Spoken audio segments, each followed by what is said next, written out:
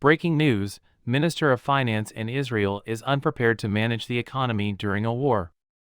The appointment of Bezalel Smotrich as Israel's Minister of Finance was a mistake due to his complete lack of understanding of wartime economics. Rome was determined to defeat its African invaders at any cost. After suffering multiple defeats at Hannibal's hands, the solemn promise would come true. Carthage was eventually razed and salt sprinkled by Rome after their invasion.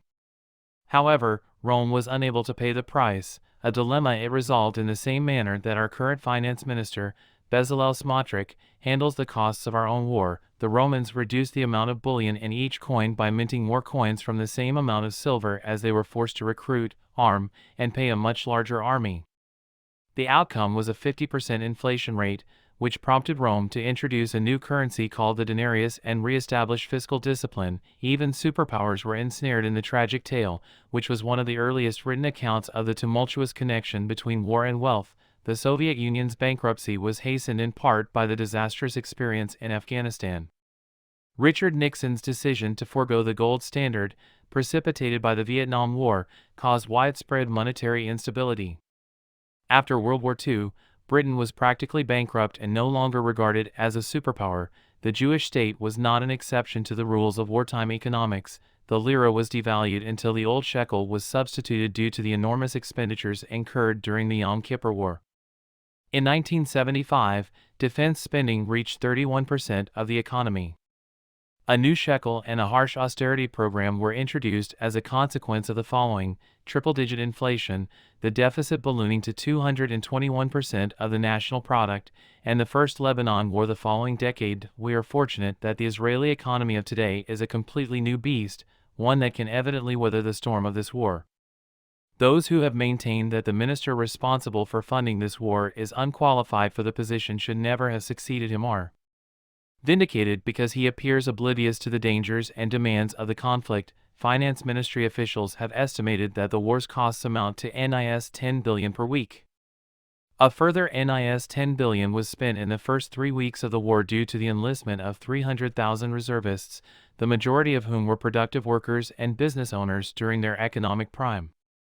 The budget deficit is projected to increase from 1% of GDP to 4% of GDP if the war continues at its current rate. The estimated monthly cost of accommodating the evacuees from the Galilee and Negev is NIS 1.7 billion. All of these costs are out of control, and they could easily spiral out of control if the war were to spread to other arenas. Therefore, the nation's funds need to be handled with utmost caution at the moment.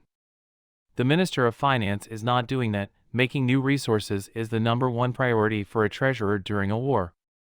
That entails preventing the transfer of public monies to coalition deals in Israel that do not fall under the official budget.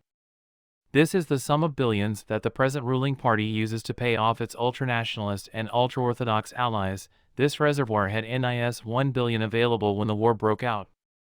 Tkuma, the new agency charged with rehabilitating the Western Negev, was set up to receive that funding, but Smotrich was unwilling to transfer it. He opted to sell bonds instead, increasing the deficit. Taking out loans instead of seeking new employment is the equivalent of that.